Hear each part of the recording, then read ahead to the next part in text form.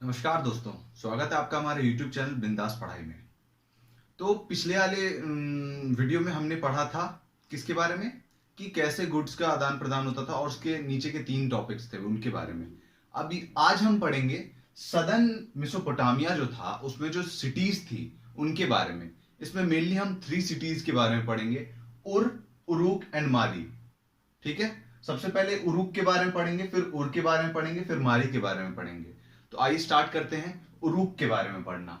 तो उरुक को city of temple भी कहा जाता है था। ठीक है, क्योंकि यहाँ पे बहुत सारे टेंपल मौजूद थे उस टाइम में, बहुत सारे टेंपल्स। अब आप पूछेंगे कि टेंपल्स किसके थे, तो भैया गॉड के टेंपल्स थे, भगवानों के टेंपल्स थे। कौन कौन से भगवान थे उस समय में? तो उस समय में भगवान जो थे वो पहले भगवान का नाम था उर, जिसको गॉड ऑफ मून भी कहा जाता था, मतलब चंद्रमा का देवता कहा जाता था, चंद्र देवता कहा जाता था उर को। किसको? उर को। ठीक है, उरुक शहर के टेंपल्स में उर की पूजा होती थी, जिसको चंद्रमा का देवता भी कहा जाता था। ठीक है, अब दूसरे भगवान कौन से थे? दूसरी भगवान थी इनन्ना देवी। इनन्ना देवी थी, या फिर हम कह सकते हैं इनन्ना, जो जिसको हम गॉड ऑफ वॉर या फिर गॉड ऑफ लव के नाम से भी हम जानते हैं। ठीक, कि शौर्य का देवता कहा जाता था। आपने बाहुबली फिल्म देखी होगी, तो बाहुबली में जब लड़ाई होती है उससे पहले वो जाते नहीं है किसी एक काली मैया के पास। तो जैसे काली माई को हम मानते हैं ना गॉड ऑफ वॉर, तो वैसे ही इनन्ना देवी को माना जाता था गॉड ऑफ वॉर उस समय में। ठीक है, तो इन दोनों भगवान की पूजा की जाती थी। कहां पे? उरुक शहर के टेंपल्स में। ओके, ठीक है। तो भाई अब टेंपल्स कैसे होते थे, टेंपल्स के बारे में थोड़ा जान लेते हैं। तो टेंपल्स, आपके सामने जो पिक्चर है उसमें दिख रहा होगा कि एक कोर्टयार्ड है, एक मतलब बीच में खाली सा जगह है, और उस खाली की जगह के चारों तरफ कमरे बने हुए हैं।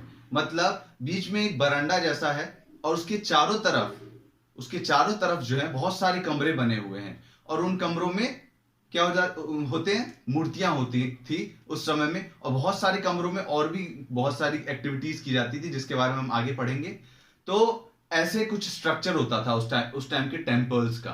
ठीक है, तो टेंपल्स उस समय में अनबेक्ड ब्रिक्स से बनाई जाती थी, मतलब कि बिना पकाई हुई ईंटों से बनाई जाती थी, क्योंकि उस टाइम में बेक करना किसी को पता था नहीं ईंटों को।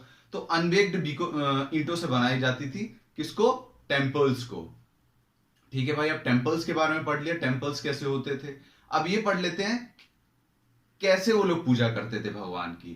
तो उस समय में जो लोग थे ना, वो बहुत ज्यादा भक्त थे भगवान के, इन दोनों भगवान के बहुत ज्यादा भक्त थे, और भगवान को ही हर एक चीज का ओनर मानते थे। मतलब सारी चीज जो है पृथ्वी पे या हमारे पास जो है, वो सब आप ही के दिया हुआ है, इसलिए हम आपकी पूजा कर रहे हैं। उस समय के लोग ऐसा मानते थे।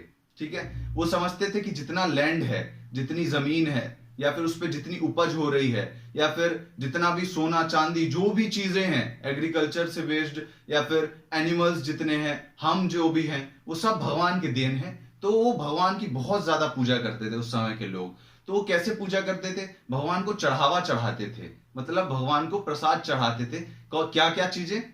कर्ड हो गया, मतलब दही, दूध, मक्खन, या फिर और भी बहुत सारी चीजें, जैसे कि मीट हो गया, या फिर अनाज हो गया। ये सारी चीजें वो भगवान को चढ़ाते थे, और भगवान का बहुत ज्यादा आदर करते थे उस समय में लोग।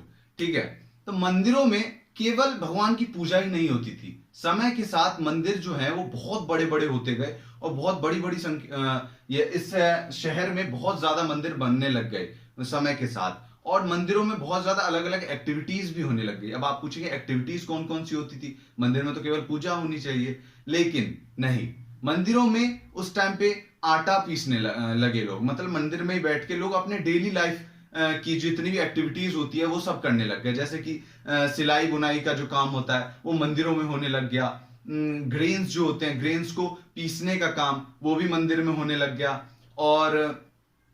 और भी बहुत सारी चीजों की जो मैन्युफैक्चरिंग थी वो टेंपल्स में होने लग गई, जिसके कारण टेंपल्स की जो महत्व था, जो इंपॉर्टेंस था, वो बहुत ज्यादा एक्सपांड हो गया टाइम के साथ उरुक शहर में। ठीक है, तो अब हम लोगों ने सब कुछ पढ़ा। अब मेसोपोटामिया में ये जो 2 रिवर्स थी वो केवल अच्छा ही काम नहीं करती, कुछ उन रिवर्स के कारण प्रॉब्लम्स भी होती थी। तो अब उन प्रॉब्लम्स के बारे में जानते हैं। तो मेसोपोटामिया में जो 2 रिवर्स थी यूफ्रेट, जिसमें से एक जो है वो यूफ्रेट थी, तो वो इस उरूक शहर से निकलती थी, ठीक है। तो यहाँ पे बहुत सारे विलेज थे उरूक शहर में।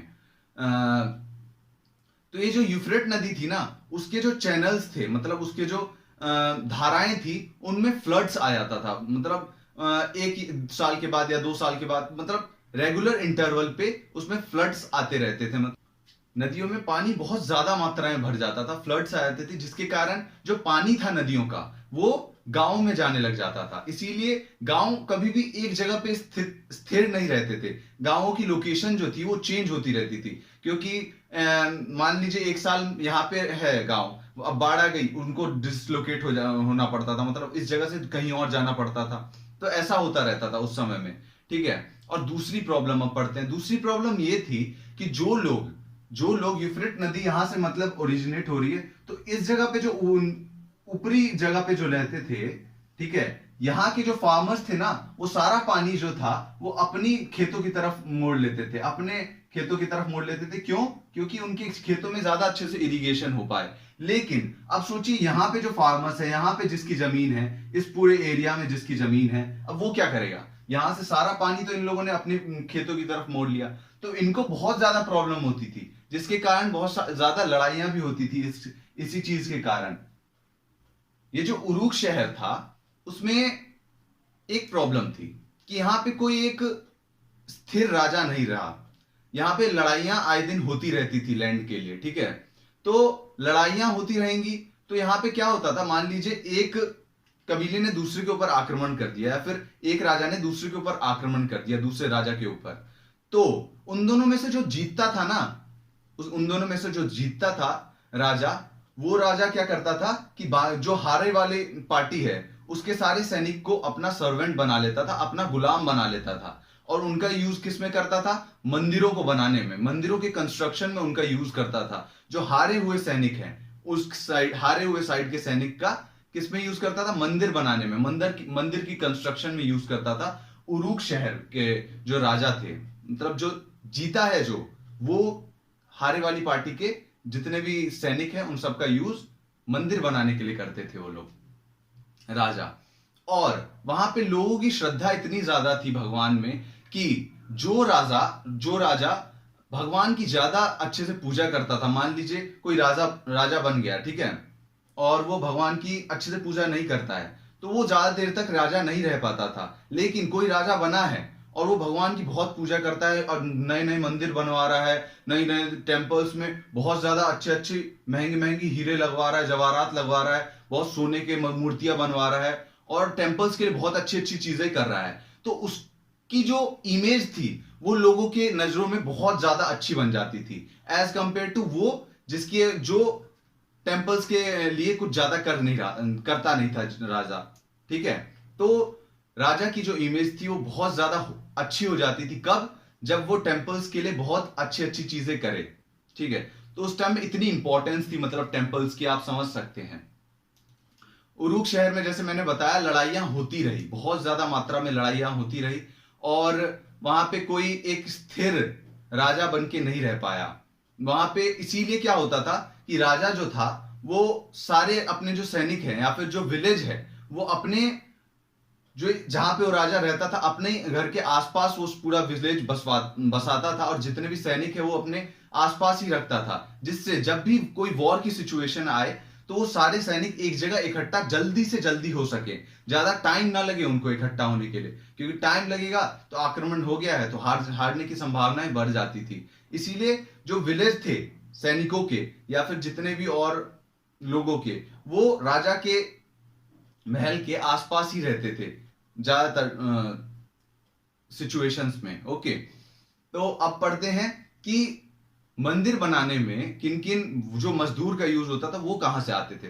तो मैंने आपको बताया ही था कि जो वॉर में हार जाते थे, जिस साइड का जो पार्टी हार जाती थी, उनके यहाँ के सैनिक को राजा किस तौर पे यूज करता था? मंदिर बनाने की, मंदिर की कंस्ट्रक्शन के लिए राजा उसका उन सारी लोगों का यूज करता था। और किन लोगों का यूज करता था? वहां पे जितने विलेजर्स थे ना, वहां पे जितने भी गांववासी थे, उनके लिए एग्रीकल्चर टैक्स तो उनको देना ही पड़ेगा, साथ में एक ड्यूटी थी उनकी कि उनको कुछ दिनों के लिए, मतलब साल में कुछ होगा कि 70 दिन के लिए, 80 दिन के लिए आपको टेम्पल्स की कंस्ट्रक्शन में काम करना अनिवार्य है, आपको करना जरूरी है, आपको करना ही होगा, नहीं तो आप नहीं रह सकते विलेज में, आपको ये करना जरूरी है। तो विलेजर्स का यूज भी करते थे ये लोग, राजा करता था टेम्पल्स की कंस्ट्रक्शन में।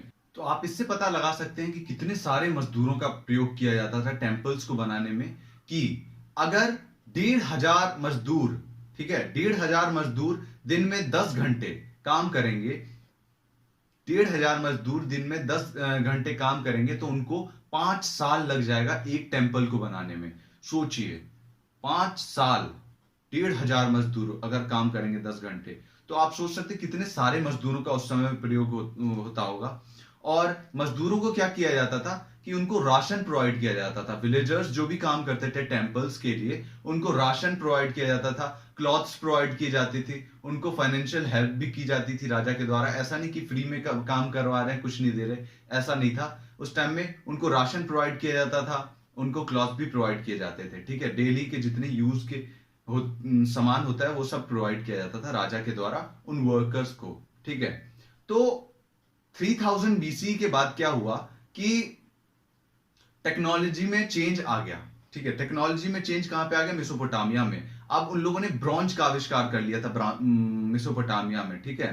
तो ब्रॉन्ज से वो लोग बहुत नई नई चीजें बना रहे थे, जैसे कि उन लोगों ने ब्रॉन्ज से दीवार में बहुत अच्छी अच्छी कलाकृतियां बनाना सीख लिया था, और मंदिरों को की सजावट के लिए बहुत अच्छी अच्छी चीजों का आविष्कार कर लिया था, जैसे कि कलरिंग का आविष्कार कर लिया था। मंदिरों में अब अलग अलग दीवारें अलग अलग कलर से पेंट वो लोग कर रहे थे, और भी बहुत सारी चीजों का आविष्कार हुआ था, जैसे कि पहले अनबेक्ड ईंटों से बनाया जाता था, मतलब बिना पकाई हुई ईंटों से पहले मंदिर बनाए जाते थे, लेकिन अब बेक्ड ईंटों से बनाए जा रहे थे मंदिर, जिससे उनकी जो स्ट्रॉन्गनेस है वो बढ़ जाता था मंदिरों का। और भी बहुत सारी चीजें हुई 3rd सेंचुरी के बाद, जैसे कि बाहर से बहुत ज्यादा मात्रा में बहुमूल्य रत्न और प्रीशियस स्टोन्स मंगाए जाने लग गए, जैसे कि लेपिस लजूली, बिटुमिनस, और भी पर्ल हो गया, और गोल्ड, सिल्वर, ये सब बहुत भारी मात्रा में बाहरी देशों से ये लोग मंगाने लग गए। किस चीज के लिए, टेम्पल्स की को सजाने के लिए, टेम्पल्स को और अच्छे से बनाने के लिए, टेम्पल्स की डेकोरेशन के लिए, ठीक है। तो बहुत ज्यादा इंपॉर्टेंस था टेम्पल्स का उरुक शहर में, ठीक। धन्यवाद आपका इस वीडियो को देखने के लिए। अगर वीडियो पसंद आई हो तो चैनल को सब्सक्राइब करिएगा और वीडियो को लाइक कीजिएगा, और प्लीज वीडियो को शेयर भी कीजिएगा, क्योंकि बहुत मेहनत लगती है वीडियो बनाने के लिए, और हम चाहते हैं कि आपका भी हमें सपोर्ट मिले। Thank you.